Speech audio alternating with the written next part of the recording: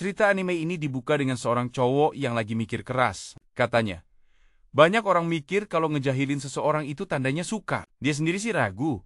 Apa benar teori itu berlaku buat semua orang? Buat dia pribadi, itu sih jelas bohong besar. Logikanya kan, kalau suka ya harusnya diperlakukan dengan baik dan sopan dong. Tapi anehnya, dia ngaku punya selera yang rada nyeleneh. Dia justru lebih tertarik sama cewek-cewek berkepribadian kuat yang gak gampang ditaklukkan. Sambil mikir-mikir, dia berteori kalau dalam perang cinta, strategi itu nomor 1. Jadi, menurutnya, cari gara-gara duluan itu jelas bukan langkah yang cerdas.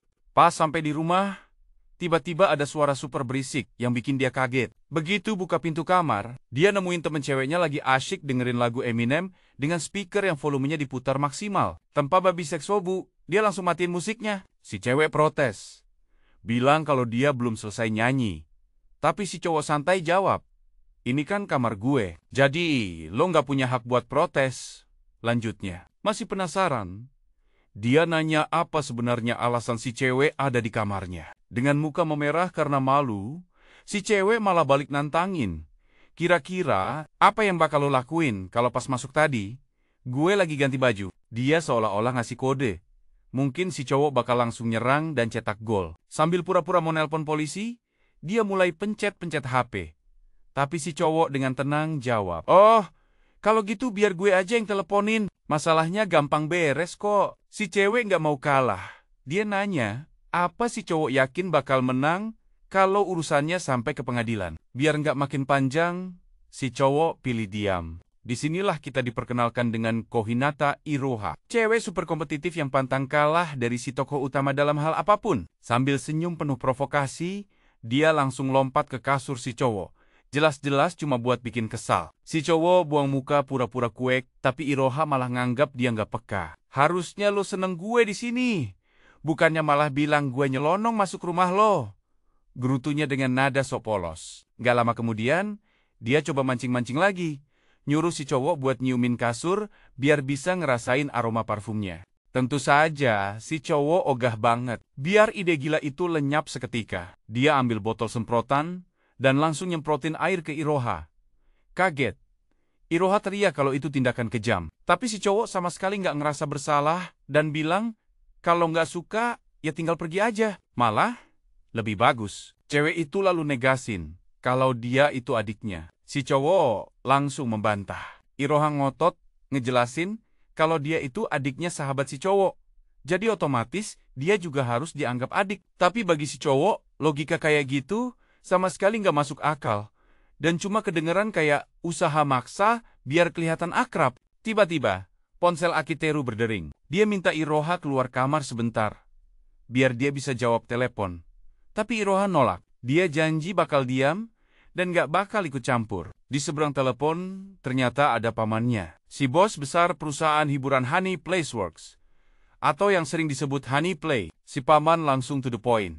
Nanyain soal lamaran kerja yang pernah diajukan Akiteru. Pamannya ingat, kalau Akiteru minta masuk tanpa lewat tes.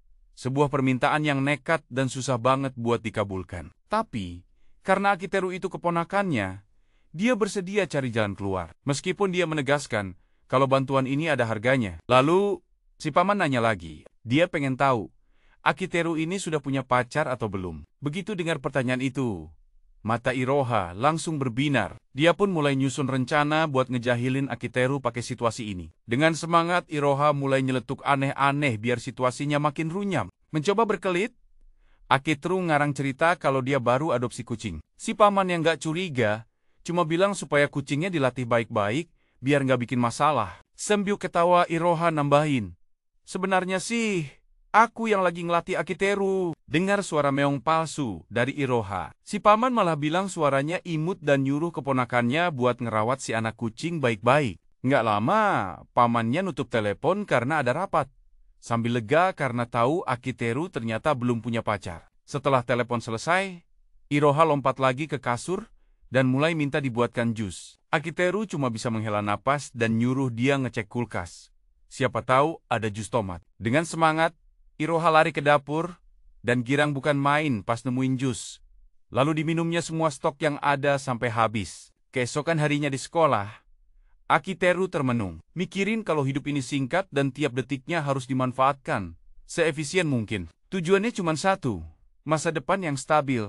Apapun taruhannya. Waktu pelajaran, penghapusnya jatuh. Suaranya bikin kaget teman sekelas yang sampai saat itu hampir nggak pernah dengar dia ngomong. Setelah itu, kita bertemu dengan Kohinata Ozuma. Sahabat terbaiknya yang nggak tergantikan, orang yang sudah dia putuskan bakal jadi teman seumur hidup. Biar suasana cair, Ozuma nawarin permen ke Akiteru, yang diterima tanpa banyak omong. Ozuma minta Akiteru buat nggak malu-malu, ngingetin kalau di sekitar mereka banyak orang. Terus, dia komentar kalau dia tahu Akiteru itu sibuk banget, jadi bisa meluangkan waktu buat teman-teman saja sudah sebuah kemenangan. Dia lalu nanya, apa adiknya main ke rumah Akiteru semalam? Akiteru membenarkan. Ozuma senyum-senyum dan ngasih kode kalau jangan-jangan Iroha suka sama dia. Tapi si tokoh utama langsung nolak mentah-mentah, bilang kalau Iroha itu cuma hobi bikin dia naik darah. Ozuma tetap kekeh kalau itu namanya suka. Tapi Akiteru nggak mau dengar. Dia ngerasa dirinya terlalu biasa-biasa saja buat percaya hal semacam itu. Tiba-tiba, kelas diinterupsi oleh kedatangan guru Kageshi Sumire yang dijuluki Ratu Racun dengan nada sinis. Dia bilang kalau murid yang nggak disiplin sama waktu itu lebih baik tinggal di kandang babi. Begitu kelas selesai, seorang teman sekelas lari nyamperin Akiteru, ngasih tahu kalau ada cewek kelas 1 yang cantik banget mau ngobrol sama dia. Waktu sadar kalau cewek itu Iroha, Akiteru ngerasa ada yang aneh. Penampilan Iroha nggak berisik dan ceroboh seperti biasanya, tapi posturnya sempurna banget. Akiteru langsung paham. Kalau di sekolah, Iroha sengaja menciptakan citra karakter sempurna, biar dikagumi semua orang. Saat Akiteru siap-siap mau pulang bareng Ozuma, Iroha tiba-tiba minta dia jangan pergi dulu, karena dia pengen pulang berdua saja. Akiteru, yang sudah waspada, minta Iroha buat nggak main-mainin perasaannya kalau nggak serius. Mengejutkan semua orang, Iroha malah mengumumkan di depan seluruh kelas kalau mereka sudah jadian. Satu ruangan langsung heboh. Bisik-bisik kalau pasangan itu pasti sudah ngelakuin hal-hal gila semalam. Ozuma, yang bingung total, coba nanya, ada apa sebenarnya? Iroha sekali lagi negasin kalau mereka pacaran. Tapi Akiteru yang panik langsung teriak nggak. Lalu kabur ninggalin semua barang-barangnya. Kemudian, saat mereka ketemu di tempat sepi, Iroha bilang kalau dia dengar percakapan telepon kemarin dan memutuskan buat pacaran sama Akiteru. Tapi, dia juga mikir, kalau hubungan ini bisa jadi bumerang.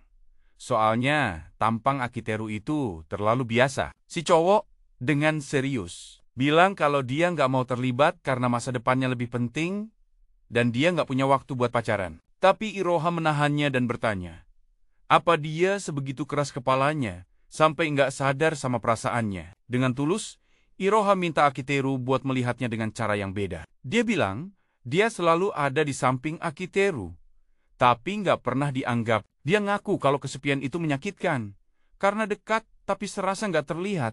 Itu nggak gampang. Dia nggak mau Akiteru pergi. Dia berharap mereka bisa bersama selamanya. Akiteru sempat ragu, tapi pas dia mulai percaya sama kata-katanya, Iroha malah ketawa dan bilang semua itu cuma bercanda. Si cowok yang kadung marah besar bersumpah nggak akan pernah percaya lagi sama apapun yang keluar dari mulut Iroha. Lalu lari ngejar dia keliling koridor sekolah.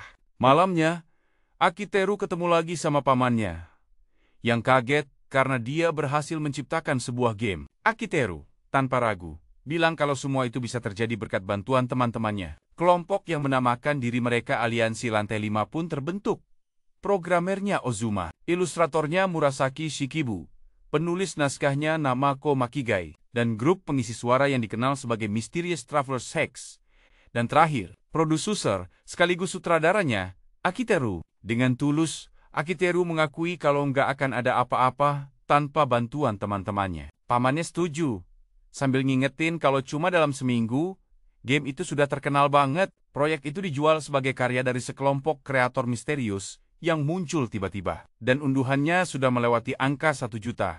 Itu pun cuma dari promosi, mulut ke mulut. Walaupun sudah sukses, Akiteru tetap merasa masih banyak yang harus dicapai. Karena game buatan perusahaan pamannya bisa dengan mudah tembus 10 juta unduhan, pamannya menasihati supaya jangan membandingkan diri dengan perusahaan sebesar itu. Karena investasi di sana juga luar biasa besar. Pencapaian Akiteru dan teman-temannya ini justru jauh lebih hebat, karena mereka bisa mencapai semua itu tanpa kampanye iklan besar-besaran dan dengan tim yang kecil. Pamannya sendiri ngaku kalau dia nggak akan bisa mencapai hal serupa waktu masih jadi pelajar. Game buatan mereka memang pantas mendapatkan popularitas sebesar itu. Akiteru yang penasaran nanya syarat apa yang bakal diajukan pamannya. Tiba-tiba, seorang pelayan muncul dan paman Akiteru langsung terpesona sama keindahan jari-jarinya. Tanpa basa-basi, dia nanya, apa si pelayan ada acara setelah kerja? Dengan senyum malu-malu, pelayan itu menolaknya dan langsung kabur. Si paman, tanpa kehilangan wibawa, ngasih nasihat ke Akiteru buat merhatiin cewek itu baik-baik, sambil jamin kalau dia ngotot 2 kali lagi, hatinya pasti luluh. Merasa perlu menenangkan diri, Akiteru memutuskan buat pergi ke kamar mandi. Betapa kagetnya dia, pas masuk toilet umum, dia malah nemuin seorang cewek dalam situasi yang memalukan. Si cewek, yang malu setengah mati, langsung bereaksi dengan satu pukulan yang suaranya sampai menggema ke studio tempat Iroha berada. Iroha yang mendengarnya langsung sadar. Merasa sudah nggak ada lagi yang bisa dijahili, Iroha memutuskan pergi dari sana. Saat kembali ke Akiteru, pamannya memperkenalkan gadis misterius itu dan bertanya apa dia nggak ingat permainan masa kecil mereka. Pelan-pelan, ingatan Akiteru kembali dan dia akhirnya mengenali cewek itu. Dia adalah Mashiro Tsukinomori, anak perempuan pamannya. Dengan kata lain, sepupu kandungnya. Akiteru ingat kalau Mashiro selalu sekolah di tempat elit dan jadi heran kenapa dia ada di sana. Pamannya menjelaskan, sebagai salah satu syarat, dia mau Akiteru jadi pacar palsu Mashiro sampai dia lulus sekolah. Mashiro kaget, langsung menatap ayahnya dan bertanya apa dia serius. Dia bilang dengan suara keras kalau dia nggak akan pernah mau nerima hal kayak gitu, bahkan kalau disiksa sekalipun. Ayahnya cuma menjawab kalau dia berharap Mashiro berhenti jadi anak manja. Dia sudah dengan berat hati menerima permintaan Mashiro buat pindah dari sekolah khusus perempuan ke sekolah umum. Jadi dia berharap setidaknya Mashiro mau bekerja sama kali ini. Lagi pula, Mashiro kan nggak mungkin bawa pengawal ke lingkungan sekolah. Akiteru ikut campur, menanyakan alasan Mashiro pindah sekolah secara tiba-tiba. Si cewek dengan malu minta Akiteru buat nggak membahas soal itu. Tapi Akiteru bersikeras, kalau ada kejadian serius yang sampai bikin kamu hampir ninggalin SMA, itu pasti hal penting. Mendengar itu, Mashiro langsung terdiam. Akiteru kemudian membuat keputusan tak terduga. Dia menerima tawaran pamannya, sepupunya itu, dengan wajah memerah, menatapnya dengan campuran rasa kaget dan kagum. Meskipun malu, Akiteru mengulurkan tangannya untuk menyetujui perjanjian itu, sambil menjelaskan kalau ini semua cuma pura-pura. Tapi Mashiro menolak jabat tangannya, bilang kalau dia nggak mau disentuh sama orang yang masuk kamar mandi tanpa ketuk pintu. Sebelum mereka pergi, paman Akiteru memperingatkan kalau mereka cuma sepasang kekasih bohongan. Kalau Akiteru berani melewati batas, dia sendiri yang akan menanggung akibatnya. Dalam pikiran Akiteru, satu pertanyaan terus berulang. Kenapa semua cewek di sekitarnya harus rumit ini? Masing-masing dari mereka punya cara unik buat bikin hidupnya jadi berantakan. Dan begitulah, episode pertama pun berakhir. Jika ceritanya seru, narator mengajak penonton untuk meninggalkan jempol subscribe channel dan kembali lagi Sabtu depan. Waktu itu, Akiteru baru saja tiba di sekolah. Dan seperti biasa, Iroha langsung mulai menggodanya dengan nada menyebalkan yang sama. Hari itu juga Mashiro pindah ke sekolah baru dan kebetulan masuk ke kelas yang sama dengan Akiteru, yang sontak membuat teman-teman sekelas jadi penasaran. Saat pelajaran pertama, Mashiro memperkenalkan diri dengan malu-malu. Tanpa sadar, dia keceplosan bilang kalau dia pacaran sama Akiteru, yang tentu saja bikin semua orang melongo kaget. Seorang murid yang duduk di depan, karena penasaran, bertanya bagaimana mereka bisa bertemu. Dengan panik dan malu, Mashiro menjawab sekenanya kalau mereka ketemu di kamar mandi, dan langsung menyesali jawaban ngawurnya itu. Setelah kembali tenang dan duduk di bangkunya, dia berharap Akiteru nggak akan berkomentar apa-apa, karena diamnya Akiteru sangat penting saat itu. Di sisi lain, Akiteru malah berpikir kalau pasangan yang nggak saling ngobrol itu justru mencurigakan, dan hal itu membuatnya khawatir. Tapi Mashiro berpendapat, yang penting orang lain tahu mereka pacaran, sisanya nggak jadi masalah. Bahkan Ozuma pun kaget dengar Akiteru punya pacar, dan Akiteru sendiri sadar kalau nanti dia harus kasih penjelasan panjang lebar. Saat istirahat, Akiteru menceritakan semua perjanjiannya dengan si Presdir ke Ozuma. Cerita itu membuat temannya merasa aneh, seolah-olah dia sedang berada di dalam film zombie. Akiteru nyeletuk dengan sedikit humor. Kalau skenario ini tinggal kurang satu adik perempuan yang jahil saja, biar jadi sempurna. Ozuma langsung sadar kalau itu sindiran buat Iroha. Tapi Akiteru tegas menolak untuk mengakui peran itu. Sementara itu, Suzuki juga kaget saat tahu Akiteru punya pacar. Soalnya dia selalu melihat Akiteru jalan bareng Iroha, Mashiro, yang menyadari tatapan tajam Suzuki, langsung menatap Akiteru dengan tegas, menunjukkan sedikit rasa cemburu. Akiteru menjelaskan kalau Iroha itu cuma adik kelas. Berbeda dengannya, Suzuki malah fokus ke Bu Guru Sumire. Meskipun tahu kalau Bu Guru cuma suka sama pria berotot, dia tetap memutuskan untuk pergi latihan fisik. Tiba-tiba, Mashiro menyuruh Akiteru membelikan kue beras. Dengan alasan itu, adalah bagian dari tugasnya sebagai seorang pacar. Akiteru sempat ragu karena malas beranjak.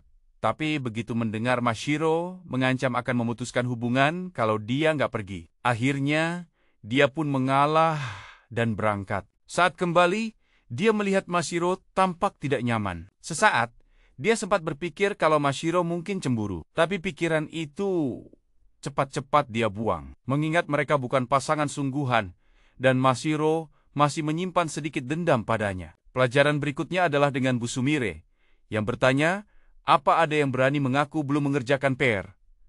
Seorang siswa mengangkat tangan, mengaku, dan akhirnya dimaafkan oleh sang guru. Akiteru memperhatikan kalau Mashiro tampak cemas menghadapi sikap tegas Bu Sumire. Dia sadar ini bisa menjadi tantangan berat bagi Mashiro. Setelah periode belajar yang intens, waktu istirahat akhirnya tiba. Sebelum pergi, Bu Sumire memanggil Akiteru ke ruang guru, yang membuat semua teman sekelasnya kaget dan membuat Suzuki iri setengah mati karena Akiteru dapat begitu banyak perhatian dari sang guru. Beberapa menit kemudian, Akiteru masuk ke ruangan Bu Sumire, tempat di mana berbagai benda aneh berserakan. Tiba-tiba, Bu Sumire berlutut dan memohon maaf, menunjukkan bahwa di balik reputasinya yang galak, dia sebenarnya tak berdaya di hadapan Akiteru. Di kalangan murid, Bu Sumire dikenal sebagai Ratu Racun karena sikapnya yang mengintimidasi. Tapi kenyataannya, dia adalah ilustrator untuk grup game Akiteru yang tidak pernah menyerahkan naskahnya tepat waktu. Itulah sebabnya, dia harus memohon maaf, karena dia masih punya tugas yang tertunda untuk ujian para siswa. Akiteru menanggapinya dengan tegas, dan Bu Sumire pun mengaku kalau semua penampilan dinginnya itu hanyalah topeng. Setelah tahu naskah barunya belum juga siap, Akiteru sempat berpikir untuk memberinya hukuman simbolis. Tapi akhirnya dia hanya meminta laporan kemajuan. Bu Sumire menolak demi menjaga citranya, yang membuat Akiteru kesal. Dia lalu menggunakan teknik pijat bahu andalannya, yang sontak membuat Bu Sumire berteriak dan memohon ampun. Siapa sangka, guru yang paling ditakuti di sekolah bisa jadi selucu itu di depan Akiteru. Untuk memahami kenapa Bu Sumire begitu takut pada Akiteru, kita perlu mundur sedikit. Saat mempersiapkan proyek game, Akiteru menghadiri beberapa festival untuk merekrut ilustrator lepas. Tapi tidak ada satupun yang mau. Sudah lelah, dia berhenti di depan sebuah stand cerita dewasa dan menemukan bahwa penulisnya adalah Bu Sumire. Demi menjaga citranya sebagai guru yang galak, dia pun setuju untuk bergabung dengan grup mereka. Sejak saat itu, Akiteru selalu berhasil mendapatkan naskah kapanpun dibutuhkan. Meskipun Bu Sumire seringkali dibuatnya marah besar. Sebelum kembali ke kelas, Akiteru mengancam, jika lain kali Bu Sumire tidak menyerahkan pekerjaannya, dia akan memberitahu semua orang tentang nama penanya. Bu Sumire, yang sibuk dengan urusan ujian, hanya bisa pasrah. Akiteru berencana istirahat sebelum memikirkan pekerjaan, tapi Bu Sumire terus memprovokasinya, yang membuatnya memotong tenggat waktu menjadi setengahnya. Sesaat sebelum kembali ke kelas, Bu Sumire bertanya tentang Mashiro, karena ternyata dia juga ada di dalam grup. Akiteru menjelaskan seluruh perjanjiannya dengan si Presdir. Bu Sumire meminta maaf karena melihatnya menderita, tapi Akiteru menjawab kalau itu adalah solusi terbaik untuk grup. Bu Sumire menyebutkan bahwa pihak sekolah telah memberitahunya tentang Mashiro, dan sepertinya Mashiro pernah mengalami perundungan hingga harus pindah sekolah. Tidak ada yang tahu rahasia gadis itu, Hanya saja, teman-teman sekelasnya mulai menjauhinya. Bu Sumire meminta Akiteru untuk menjaganya, dan Akiteru mengiyakan, karena memang itulah niatnya sejak awal. Bu Sumire mencoba mengulur waktu dengan memuji-muji Akiteru. Tapi Akiteru sadar, dan langsung mengakhiri pembicaraan. Sepulang sekolah, Akiteru mengajak Mashiro pulang bersama. Tapi, ajakannya langsung ditolak mentah-mentah. Kemudian, Mashiro teringat kalau mereka sedang berpura-pura pacaran, dan mulai khawatir dengan pendapat orang lain. Ozuma menyarankan agar Akiteru mencoba mendekatinya. Tapi itu sulit, karena Mashiro sudah menunjukkan rasa tidak suka sejak awal. Saat Akiteru hendak pergi, Iroha muncul dan mulai menggodanya seperti biasa. Bahkan sampai memeluknya. Sentuhan tak terduga di punggungnya membuat Akiteru salah tingkah. Iroha mendekatkan wajahnya ke telinga Akiteru, membisikkan kata-kata provokatif yang membuatnya semakin malu. Dia tahu ini hanya keisengan biasa, tapi dia heran bagaimana bisa anak seusia Iroha memikirkan hal-hal seperti itu. Namun, yang paling membuatnya khawatir adalah dia dan Mashiro sedang berpura-pura pacaran di depan semua orang. Sementara Iroha terus mendekat, membuatnya sangat malu. Lagi pula, Iroha adalah adik dari sahabat terbaiknya. Jadi Akiteru benar-benar tidak ingin menyakitinya. Lebih lagi jika Mashiro melihat mereka berdua bersenang-senang seperti itu, situasinya bisa menjadi lebih rumit. Untuk keluar dari momen canggung itu, Akiteru memutuskan untuk membalikkan keadaan. Dia mengangkat Iroha ke punggungnya, mengubah posisi bertahan menjadi menyerang, yang membuat Iroha benar-benar merah padam dan malu. Akiteru berpikir, jika Iroha mengakui kekalahannya dan sadar bahwa provokasinya sebelumnya sudah kelewatan, maka dia akan melepaskannya tanpa perdebatan lebih lanjut. Melihat Iroha masih saja keras kepala, Akiteru memutuskan untuk menggendongnya melintasi halaman sekolah, membuat gadis itu benar-benar terjebak. Iroha yang khawatir tidak punya pilihan selain meminta kakaknya untuk membuat Akiteru berhenti. Dia juga meminta maaf kepada Akiteru karena telah berbohong dan sengaja memprovokasinya. Setelah itu, Iroha akhirnya diturunkan oleh Akiteru sebagai hukuman atas provokasinya yang tiada henti. Dalam perjalanan pulang, Akiteru melontarkan pertanyaan tak terduga kepada Iroha tentang bagaimana cara mendekati gadis yang sulit didekati, yang membuatnya terkejut. Dia kemudian menceritakan tentang perjanjian yang telah dibuatnya dengan si Presdir. Sejak saat itu, Iroha memutuskan untuk mengambil peran sebagai penasihat Akiteru untuk membantunya menaklukkan hati Mashiro. Keesokan paginya, Akiteru bertingkah seperti anak anjing yang setia, melayani semua kemauan Mashiro, yang tentu saja membuatnya sangat kesal. Mashiro berkomentar bahwa tindakannya tidak ada bedanya dengan seorang badut, yang semakin memancing amarahnya. Akiteru, yang merasa diperlakukan tidak adil sejak awal, menjadi sangat jengkel dengan komentar itu. Saat Mashiro terus mengomelinya, tiba-tiba Iroha muncul untuk menggoda mereka berdua. Akiteru memanfaatkan kesempatan itu untuk mengungkapkan kepada Mashiro bahwa Iroha sendirilah yang merencanakan skema tersebut. Mashiro menatap Iroha dan langsung mengenalinya sebagai adik Akiteru. Teringat cerita dari teman-teman sekelasnya dulu. Tak lama kemudian, Mashiro dengan ekspresi tidak senang memutuskan untuk menyingkir. Yakin bahwa keduanya berkomplot untuk memprovokasinya. Akiteru dan Iroha baru saja pulang sekolah ketika mereka mengetahui bahwa Mashiro akan pindah ke apartemen 501 yang terletak persis di sebelah tempat tinggal mereka. Iroha, adik Ozuma, tinggal di apartemen 503, tapi tetap bersikeras bahwa dia adalah adik Akiteru. Selain itu, apartemen 504 ternyata milik si Ratu Racun, Sumire. Pada SOT itu Mashiro mengutuk Akiteru dan semua orang di sekitarnya, menyebut mereka sekelompok pembuat onar, lalu berlari masuk ke dalam. Akiteru sadar bahwa dengan pindah apartemen, Mashiro juga sedang mencoba untuk menata ulang lingkungan hidupnya sendiri. Kesadaran ini membuatnya mengerti bahwa dia harus melakukan semua yang dia bisa untuk membantunya, tidak peduli seberapa sulit situasinya.